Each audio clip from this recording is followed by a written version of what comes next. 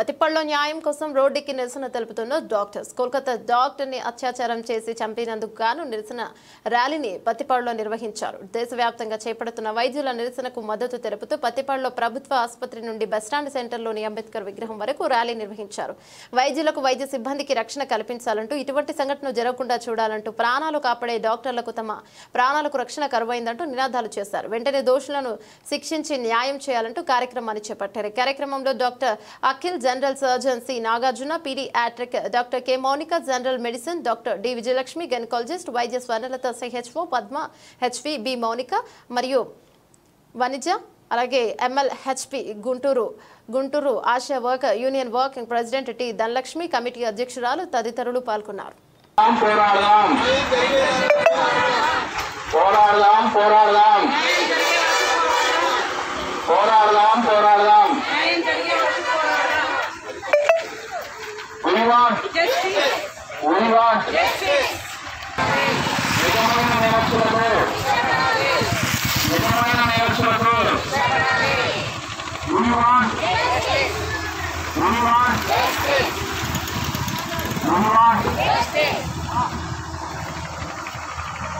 ఇది వైద్యుల పోరాటమే కాదు, ఇది వైద్యుల పోరాటమే కాదు. ఇది కదమ్మా, ఇవాళ ఈ పోరాటం ఎందుకు అందరికి అర్థమైంది కదా. సో we won, భారత్ మాతాకి జై హింద్. ఈ ప్రోగ్రామ్ కి సపోర్ట్ చేసిన ప్రిన్సిపల్ గారికి థ్యాంక్ యూ సో మచ్ అండి. ఎవరైతే స్టాఫ్ ఉన్నారో వాళ్ళందరికీ థ్యాంక్స్ అండి. Thank you.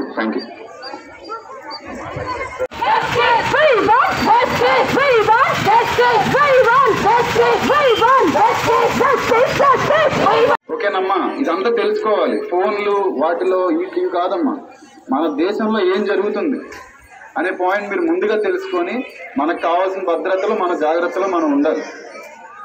ఈ విధంగా 5 ఏళ్ల క్రితం ఒక చిన్న పాపను రేప్ చేస్తే నాకు వచ్చిన ఒక 4-5 లైన్లు నేను చెప్తానండి. 78 ఏళ్ల స్వతంత్ర భారతదేశం, కన్న తండ్రి గుండెలపైన కనలు కన్నే పాపకి రక్షణ లేని దేశం, కన్నీళ్లతో పంట పండించే రైతుకి న్యాయం జరగని దేశం, కులం మతం ధనం పాలిచ్చే దేశం, విచక్షణ జ్ఞానం లేని మృగాల మధ్య తిరిగే దేశం, చేతకాని పనులతో సమాజానికి అవసరమైనప్పుడు వెన్ను చూపుతున్న ఓ భారతీయుడా, సిగ్గుపడరా. జై హింద్. మానవ జాతిలో మనం బ్రతుకుతూ ఉన్నప్పుడు మనకు ఒక రక్షణ కావాల్సిన అవసరం ఎంతైనా ఉంటుంది. శిక్ష పడాలి నేరస్తులకు, పడాలి శిక్ష పడాలి, శిక్ష పడాలి, నేరస్తులకు శిక్ష, నేరస్తులకు శిక్ష.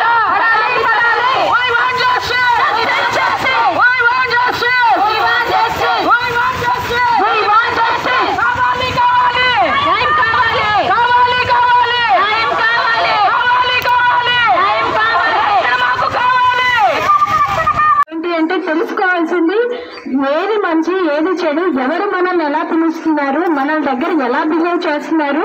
వాడు ఎవరైనా ఫ్రెండ్స్ అని పిలుస్తారు ఫస్ట్, తర్వాత రూమ్కి వెళ్దామనో, అట్లా బయటకు వెళ్దామనో, పార్కుకి వెళ్దామనో అన్ని చిన్నగా స్టార్ట్ అవుతుంది. ఏదైనా కూడా ఆల్ ఆఫ్ సడన్ ఒకటే రోజు జరగదమ్మా. సో మీరు అది ఆ మాయలో పడకుండా జాగ్రత్తగా ఉండడం. ఏది చిన్నది జరిగినా అంటే మీకు చిన్నది ఏమన్నా తేడాగా మీ పక్క క్లాస్మేట్ కానీ, మీ సీనియర్ కానీ, మీ టీచర్స్ కానీ ఎవరైనా కూడా, ఇంక్లూడింగ్ యువర్ పేరెంట్స్, అంటే ఒక తండ్రి విషయమే చెప్తున్నాము అంటే మనం ఎలాంటి సొసైటీలో బతుకుతున్నామన్నది మనం ఆలోచించుకోవాలి. చాలా జాగ్రత్తగా ఉండాలమ్మా. అమ్మాయిలు బయటకు వెళ్ళిన తర్వాత, బయటకు వెళ్ళిన అమ్మాయి ఇంటికి వస్తానో లేదో తెలియదు పేరెంట్స్ కి. అలాంటి సొసైటీలో కోల్కతా గవర్నమెంట్ కాలేజ్ లో ఒక డ్యూటీ చేసే గవర్నమెంట్ డాక్టర్, ఫీమేల్ డాక్టర్ ని, అంటే ఒక ఫీమేల్ డాక్టర్ ని వాళ్ళు రేప్ చేసి మర్డర్ చేసి చంపేశారు. ఓకేనా అండి. సో దానికి విషయంగా మనలో ఎంతమందికి భద్రత లేదు.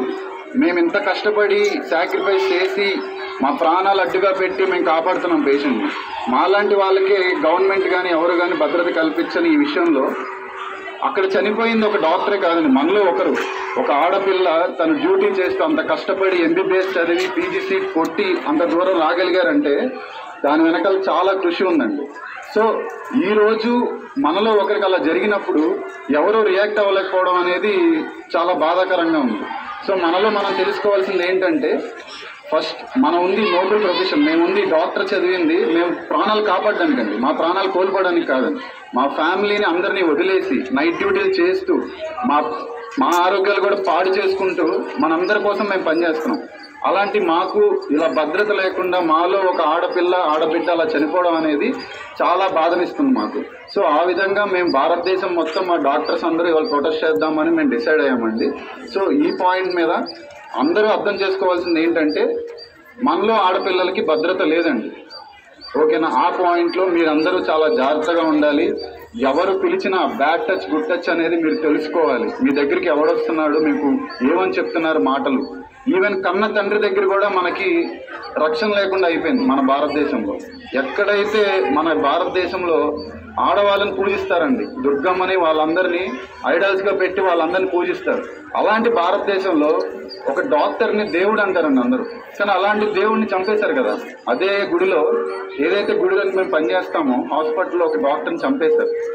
సో ఈ విధంగా చాలా మందికి ఈ పాయింట్ తెలియదండి. ఇప్పుడు మీ అందరికీ తెలుసా ఈ పాయింట్ జరిగిందని తెలుసా? ఒక వైద్య సిబ్బందిపై అత్యాచారం చేసి చంపేయడం జరిగింది. దానివల్ల ఎవరైతే మేమందరం ఈరోజు దానికి సంబంధించిన నిరసనగా మొత్తం దేశమంతటా మేము వైద్యులందరం కలిసి ఇవాళ ఈ నిరసన చేస్తున్నాం.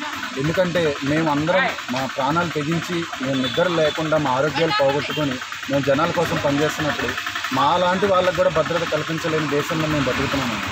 దానికి మేము ఈ నిరసన తెలుస్తున్నాం. ఎందుకంటే మాకు భద్రత కావాలి, మాలో ఉన్న మహిళలకు భద్రత కావాలి. ఇవాళ ఒక డాక్టర్ ఉండొచ్చు, రేపు వేరే ప్రొఫెషన్ ఏదైనా కానీ మా చెల్లో అక్క అమ్మ ఎవరొకరు దీనిలో ఇలా అత్యాచారానికి గురై ఉండొచ్చు. సో మనందరం కలిసి దీన్ని తీవ్రంగా ఖండించి దేశమంతటా ఇది అందరికీ తెలియాలి.